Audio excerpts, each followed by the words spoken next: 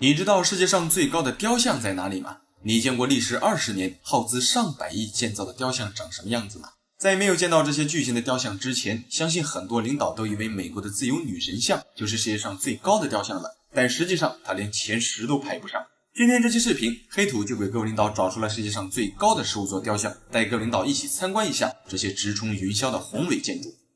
大家好，我是黑土，喜欢这类视频的领导，劳烦您帮忙点个赞支持一下，谢谢。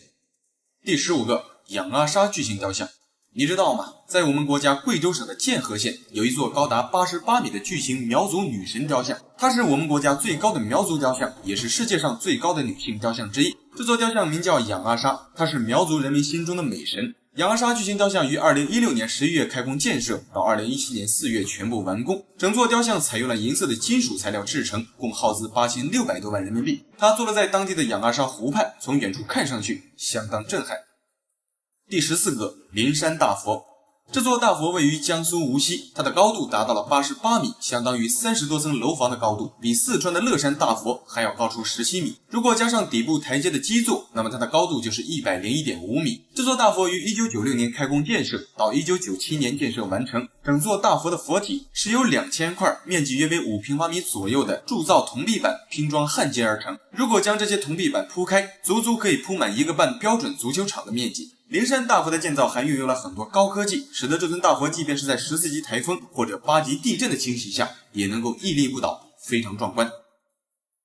第13个，自由女神像。自由女神像想必很多人都非常熟悉，它是法国人送给美国人的礼物，象征着自由。很长一段时间以来，自由女神像在我们的印象里都是世界上非常高的人造雕塑，但实际上它的高度仅为46米，但是底座的高度就高达45米。从地面到火炬的高度为93米，整座雕像以120吨钢铁为骨架，80吨铜片为外皮，总重量高达225吨。这座雕像于1876年开始建造，到了1886年建设完成，至今它已经站在这里超过了100年。它是美国纽约市的标志性建筑，也是世界上最著名的雕塑之一。自由女神像的右手高举火炬，象征着自由的光芒，脚下踩着锻炼的锁链，象征着摆脱束缚的力量。第12个，全亚洲之母和平塔。这是一座位于菲律宾的巨大雕塑，它坐落于菲律宾巴达彦省圣母朝圣中心的蒙特玛利亚山顶。它是世界上现存最高的圣母像，也是世界上唯一一座总建筑面积约12000平方米的可居住雕像。从地面到头顶十字架的高度达到了98.15米，相当于33层楼的高度。它的高度超过了巴西里约的基督像和美国纽约的自由女神像。这座雕像于2013年开始建造，到2021年建设完成。整座雕像由混凝土和钢材制成，雕像的底座内部还设有剧院、教堂以及观景台等设施。第11个，沩山千手千眼观音圣像。这座圣像位于湖南宁乡的密印寺，它是世界上最大的千手千眼观音像。整座圣像的高度达到了99.19米，象征着观音菩萨的出家日9月19日。这座圣像共用铜600多吨，由1440块铜镀金板焊接而成。圣像眉心处直径为25厘米的红宝石，产自澳大利亚。整座雕像的建造费用达到了2.6亿元人民币，于2009年建造完成。整个圣像共有11个头、40只手，每只手的手心都有一个眼睛，象征着各种寓意，因此被称作千手千眼观音像。在圣像的下方还有一个3层的底座，但是这个底座的高度就达到了21.9米，从远处看上去非常壮观。第10个，九华山地藏菩萨铜像。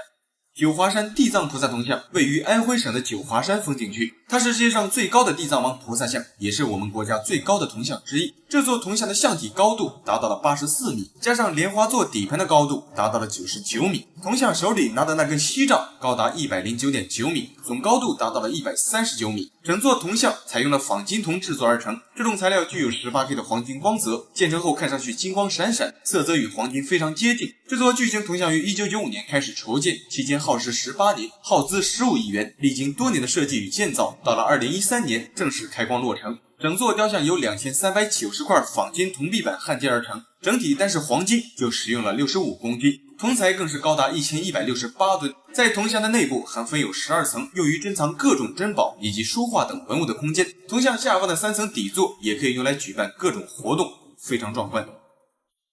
第9个，仙台大观音。这是一座位于日本仙台市中心的一个巨型雕像，这座观音像的高度达到了100米，它的外部涂有白色的树脂漆，一眼看上去带给我们的视觉冲击感极强。这座雕像的手中握着一个宝珠，这个宝珠的直径为3米，重达34吨，另一只手里拿有一个净瓶，直径为2米，长达8米，可以装下67吨的水。它的内部还设有12层的观察窗以及一个电梯，乘坐电梯抵达12层，就可以直接鸟瞰整个仙台市。不过每当到了夜晚或者比较特殊的天气时，这尊观音像就会给当地人带来些许的恐惧感，因为当晚上抬头突然看见这么一个庞然大物时，难免会给人带来一些压迫感。第8个，祖国母亲雕像。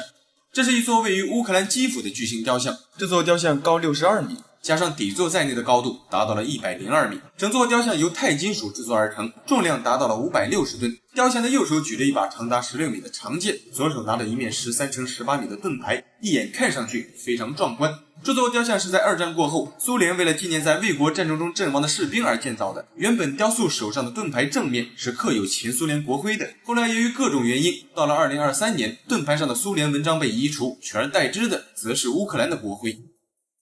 第7个，炎黄2帝塑像。这座巨型雕像坐落于河南省郑州市黄河南岸的向阳山上，整座雕像的高度达到了106米，共有2部分组成。上部的头胸部分高度为51米，下方的山体部分为55米，而这55米的山体就是这座雕像的身体，上半身是人形，下半身是山体，寓意着山人合一，浑然天成。整座雕像于1987年开始筹备，期间历时20年，耗资1.8亿，最终于2007年建成。雕塑中的高者为炎帝，矮一点的是黄帝，他们的眼睛和鼻子的参数都一样，眼睛的长度都是3米，鼻子的长度为8米，两张脸加在一起的面积高达1000多平方米。整座雕像单是混凝土就用了7000多立方米，钢材1500多吨，花岗岩6000多立方米。建造所使用的材料均是太行山的真石，虽然历经艰难才修建完成，但不得不说，这座雕像是一座集艺术、历史和文化于一体的现代建筑奇迹。它代表的不但是河南的一张亮丽名片，更是中华民族的一份骄傲。第6个，南山海上观音。这座宏伟的观音像位于海南三亚南山景区的海上金刚洲上，它是世界上最高的观音像，总高度达到了108米。观音上像脚踏10米的莲花宝座，每一层莲花宝座上都有27瓣莲花，4层莲花宝座加起来共有108瓣。莲花底座的下方为金刚宝座，金刚宝座的内部设有一个面积为15000平方米的圆通宝殿。这座圣像于1999年开建，期间历经6年，耗资8亿人民币，最终于2005年建成落地。海上观音像是正观音的一体化3尊的造型，它共有3个面，每一个面都有一个观音像，并且每一面都代表着不同的寓意。另外，这座观音像是由钛合金材料建造而成，它可以抵抗14级的台风和8级的地震。第5个，牛九大佛。这是一座位于日本茨城县牛九市的一座大佛，它曾经是世界上最高的一座铜制佛像，后来到了2008年之后就被我们国家的另一座大佛所超越，成为了世界上第2高的铜制佛像。日本牛九大佛的通体高度达到了120米，它的佛身为100米，底座为20米，总重量达到了4000吨。这座大佛于1985年开建，到了1993年竣工，建成之后一度成为了茨城县最高的建筑物。与大多数的巨型雕像一样，牛九大佛的内部也可以进去。与大多数佛像不同的是，这座大佛的内部现代化气息非常浓烈。当你走进牛九大佛的内部时，就仿佛置身在一个现代化的大楼里一样，除了大佛的外表，丝毫感觉不出这里是一个佛教圣地。第4个，神鹰广场雕像。这是一座位于印度尼西亚巴厘岛的一座122米高的雕像，它是印度尼西亚最高的雕像。整座雕像采用了754个模块组装而成，整体的重量达到了4000吨。这座巨大的雕像其实早在1993年就开始筹划建造了，但期间出于各种原因，导致进度曾多次中断，直到2018年才建造完成。期间总共用时28年，耗资约1亿美元才完全建成。不得不说，这座雕像建成之后，无疑成为了巴厘岛最具标志性的建筑，非常壮观。第3个，蒙育瓦利佛。这是一座位于缅甸蒙育瓦镇附近的一座巨型佛像，它是世界上第3高的雕像。这座佛像的高度达到了116米，如果加上底座，那么它的高度几乎接近130米。佛像内部设有多达20多层楼的空间，那些小方块其实就是每层楼的窗户，游客可以通过电梯登上佛像的最高处，通过窗户鸟瞰周围的景色。它于1996年开始建造，到了2008年才完工。之所以会耗时这么长时间，是因为这座巨大的佛像的建造资金完全是靠当地的居民捐款筹集的。在这座巨型佛像的旁边，还有一座长达101米的巨型卧佛像，它是世界上最大的卧佛像。这2座佛像是缅甸最著名的旅游景点之一，每年都会吸引数以万计的游客慕名前去。第2个，中元大佛。它是迄今为止世界上最高的佛像，没有之一。中元大佛位于河南省鲁山县的佛泉寺，这座佛像的总高度达到了惊人的208米，这几乎相当于70多层楼房的高度。其中佛像的高度为108米，莲花顶座的高度为20米，金刚座为25米，须弥座的高度为55米，全部加起来的总高度为208米。这座大佛于2022年开始建造，期间历时5年，斥资2.8亿人民币。到了2007年建造完成，整座大佛单是铜材就用掉了3000多吨，黄金高达108公斤。它坐落于海拔1000多米的山峰之上，俯瞰着大地，一眼望去，整座大佛庄严祥和，气势宏大，非常壮观。第一个，团结雕像。世界上最高的雕像位于印度的一座小岛上，这座雕像名为团结雕像，它的高度为182米，加上底座的总高度达到了240米，其中58米是基座的高度。这座雕像是为了纪念印度独立运动的杰出领导人帕特尔建造的。雕像的内部也设有电梯，人们可以通过电梯到达顶部，站在雕像的双眼处就可以俯瞰周围的景色。团结雕像于2013年开始筹备建造，到了2018年完工，期间单是参与建造的工程师就有250名，建筑工人更是高达3000多名。雕像的建造共使用了21万立方米的混凝土、6500吨的结构钢和18500吨的钢筋，外加1700多吨的青铜板以及各种金属材料，期间共计耗资接近300亿卢比才将其建造完成，非常壮观。好了，这期视频就到这里了，觉得还不错的领导记得帮黑土点个赞，谢谢。你知道世界上最热的地方在哪里吗？你见过50多度高温环境下的人类是怎么生活的吗？一进入到夏季，30多度的高温天气会使得很多领导的心情变得很烦躁。但是你知道吗？与此同时，世界上有些地方的气温要比我们高出整整1倍，甚至更多。要知道，人体能够承受的最高温度也就在40到50度之间，一旦超过这个温度，就极有可能会出现生命危险。然而在我们生活的地球上，有那么一些地方的气温常年都保持着50多度的高温，个别地方的温度甚至高达70多度。但即便是这么炎热的地方，仍有人类生活在这里。今天这个视频，黑土就为各位领导找出来世界上最热的7个地方，带各位领导一起了解一下这些极热之地。大家好，我是黑土，喜欢这类视频的领导，劳烦您帮忙点个赞支持一下，记得长按点赞3秒，给黑土个霸气鼓励，谢谢。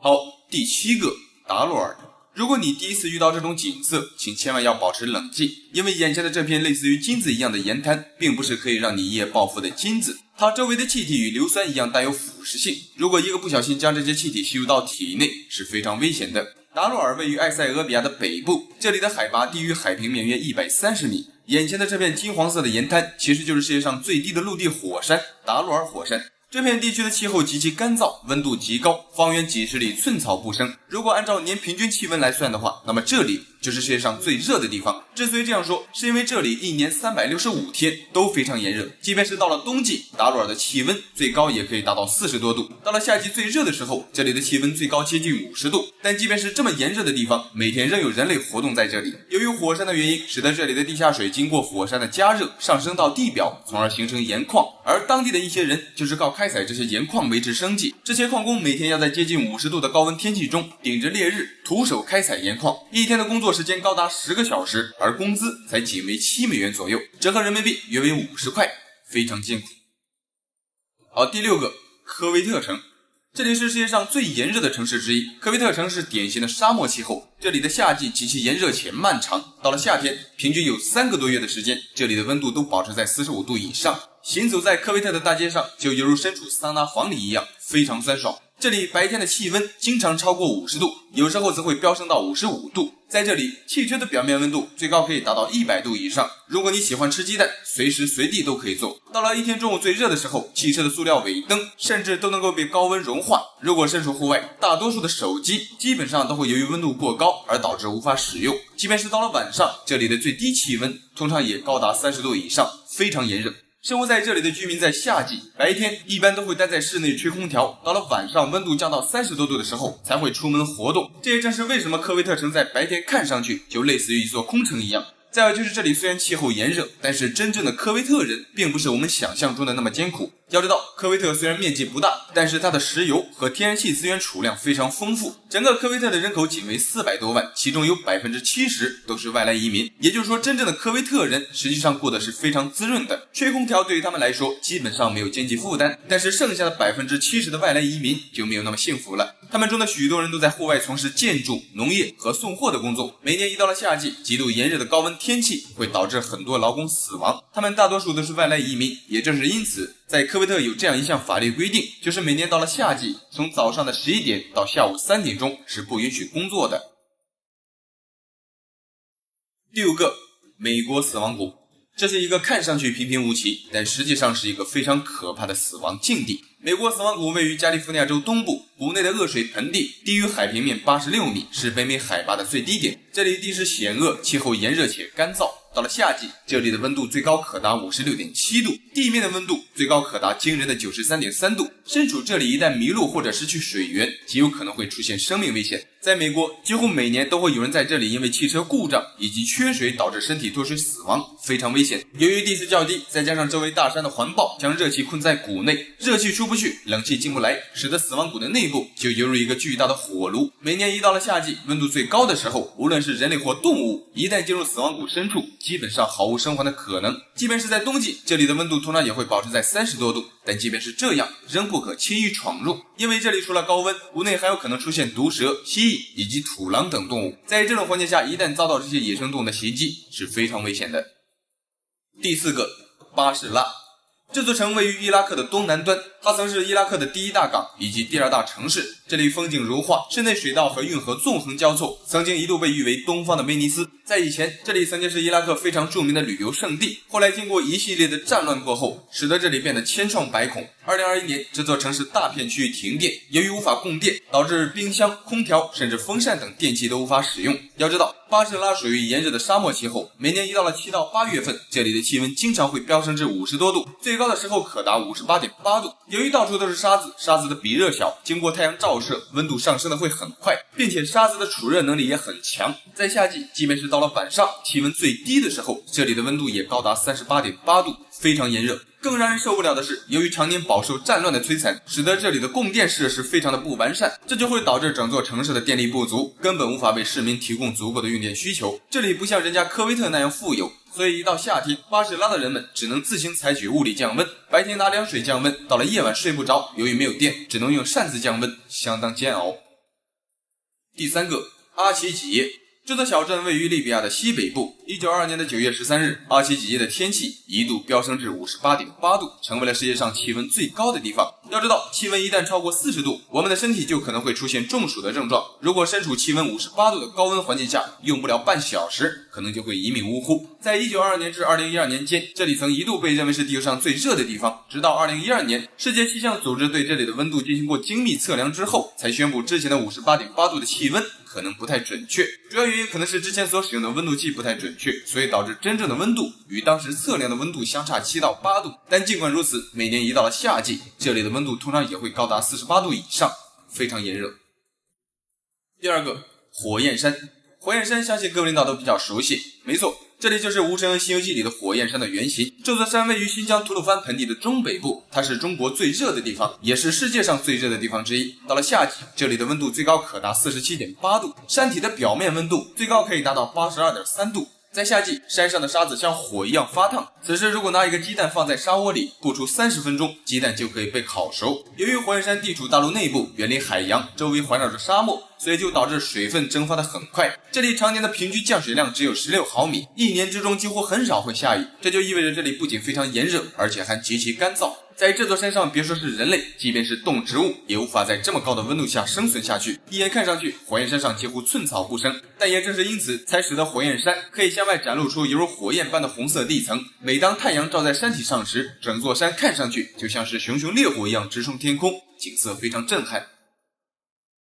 第1个，卢特沙漠。这里是伊朗境内最大的沙漠。卢特沙漠位于伊朗的东南部，整片沙漠的面积达到了480平方千米。2005年，美国的航空航天局通过人造卫星测得地球上最高的地表温度就位于卢特沙漠，也就是说这里可能是地球表面温度最高的地方。2005年，这里的地表温度竟然高达71度。之所以会产生这么高的温度，是因为卢特沙漠的地表有一半以上都被火山岩所覆盖。火山岩也就是火山熔岩，这种物质呈黑色。我们都知道，黑色是最容易吸收热量的颜色，再加上卢特沙漠本身就属于典型的沙漠干旱气候，高温加上黑色的地表，就会使得这里变得热上加热。另外，这里除了炎热，还非常干燥，这里的年降水量通常不会超过30毫米，但即便是降雨了，雨水也会顺着周围的山脉流下，很快就会被蒸发掉，只在地面留下一些石头、石子和盐。久而久之，在一些比较低洼的地区，就会形成很多干涸的咸水湖，而这些咸水湖则成为了卢特沙漠里最为致命的一处地方。之所以这样说，是因为每当一些鸟类途经卢特沙漠时，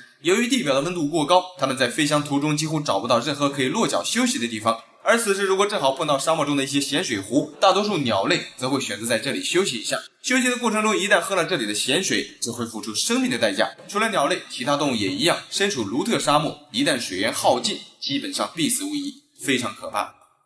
好了，这期视频就到这里了，觉得还不错的领导，记得帮黑兔点个赞，谢谢。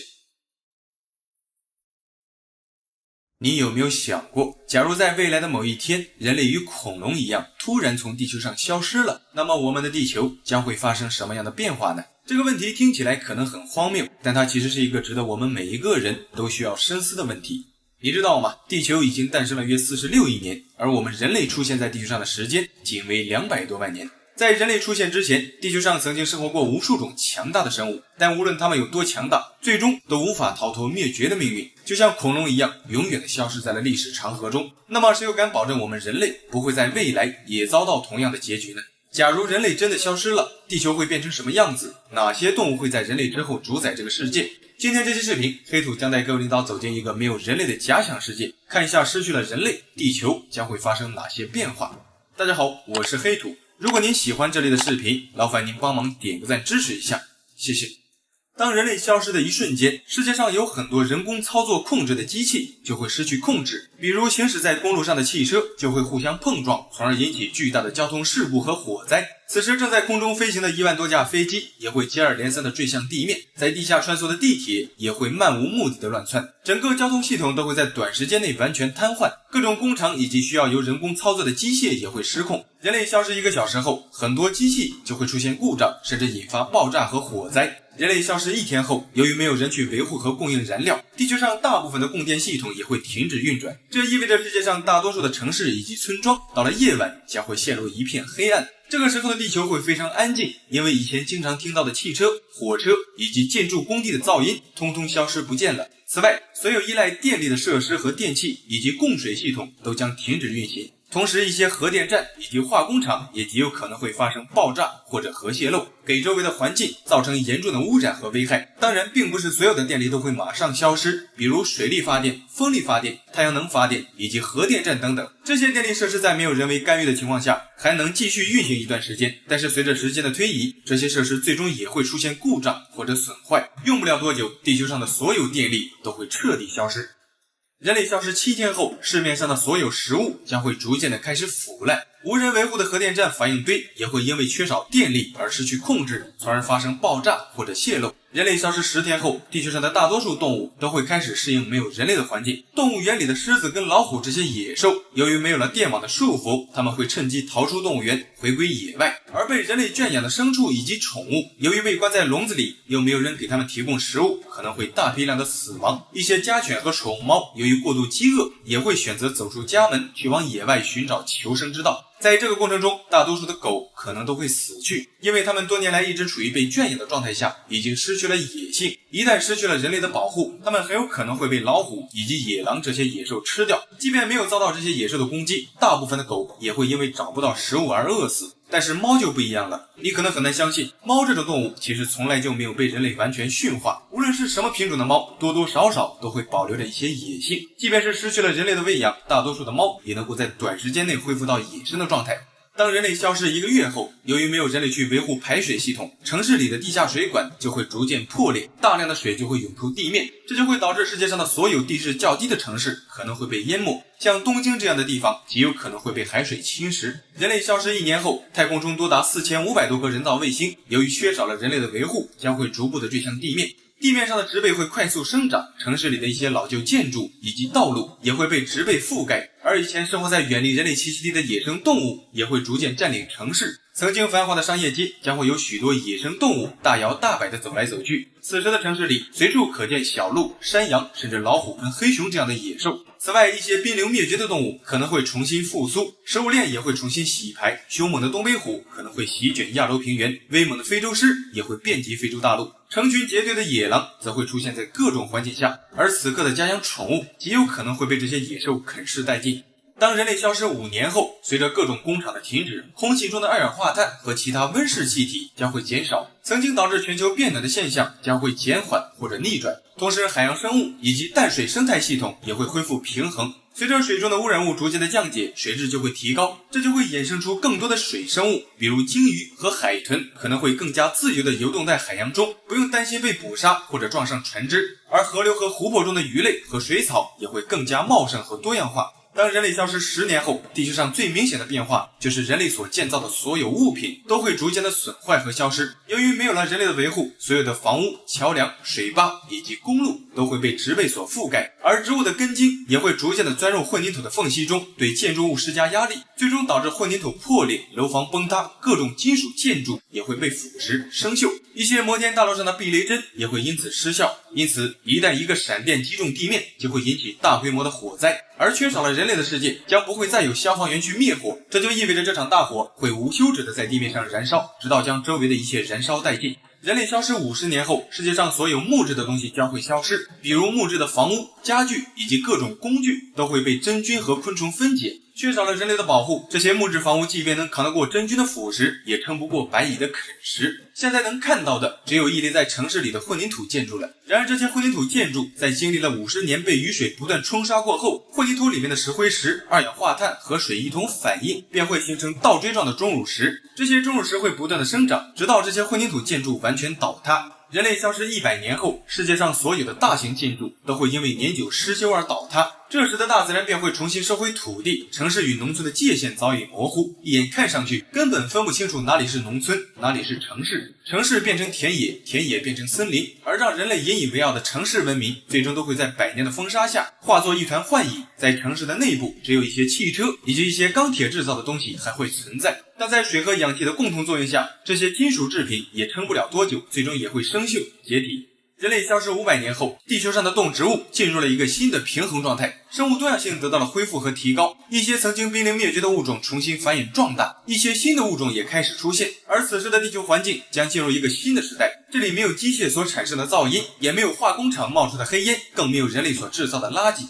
一眼望去，到处都是绿油油的一片，清澈的溪水、清新的空气以及蔚蓝的天空都将会成为常态。此时，一些标志着人类文明的大型建筑也会接连垮塌。人类消失1000年后，地球上几乎已经找不到任何人类存在过的证据了。所有的人造建筑物都已经被自然侵蚀或覆盖，而此时唯一能留下来的人类物品就是塑料垃圾。这些东西短时间内无法生物降解，它不会受到细菌和消化酶的侵蚀。人类消失1万年后，地球的气候发生了剧烈变化，新的冰河时期到来了，巨大的冰川缓慢地摧毁了人类存在过的所有痕迹，特别是热带雨林和沙漠中原先的文明遗迹都将荡然无存。地球上只有极少数的动植物能够在寒冷和干旱中生存下来，许多关于人类的历史和记忆可能会彻底消失，没有任何证据能够证明人类曾经存在并且主导过这个世界。总之，人类如果消失之后，地球会发生翻天覆地的变化，无论从环境还是动植物都会向着好的方向发展。缺少了人类，地球依旧照常运转，地球上的生物也会更好的繁衍下去。这就是人类消失后的世界，一个既美丽又残酷的世界。